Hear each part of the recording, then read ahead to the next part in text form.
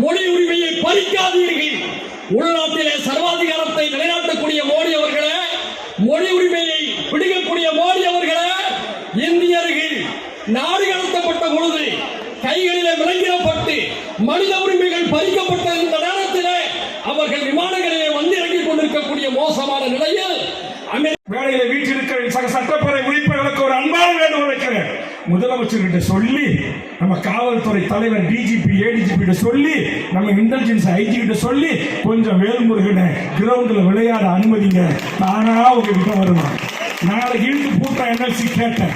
ஒரு ஒப்பந்த பணியாளர் கூட கான்ட்ராக்டர் உள்ள வர மட்டும்தான் தமிழ் தீர்மானங்களை நிறைவேற்றி ஒன்றிய அரசுக்கு அனுப்பி வைக்கிறோம்.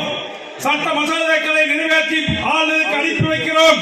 கிஞ்சித்தும் கவலை கொள்ளாமல் நம்மை ஒரு தூசு என்று கருதுகிற பாரதிய ஜனதாவின் ஒன்றிய அரசுக்கு சரியான சவுக்கடியை கொடுக்க வேண்டும் என்று சொன்னார்.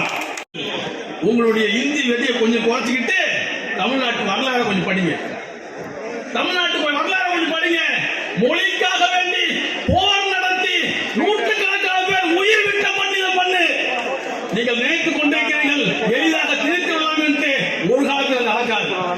எனவே ஒன்றிய அரசு இதில் தமிழ்நாட்டின் உரிமையை பாதுகாக்க வேண்டும். எந்த மாநிலம் ஏற்றுக்கொண்டதோ அந்த மாநிலங்கள் தாய்மொழி இருந்திருக்கிறது.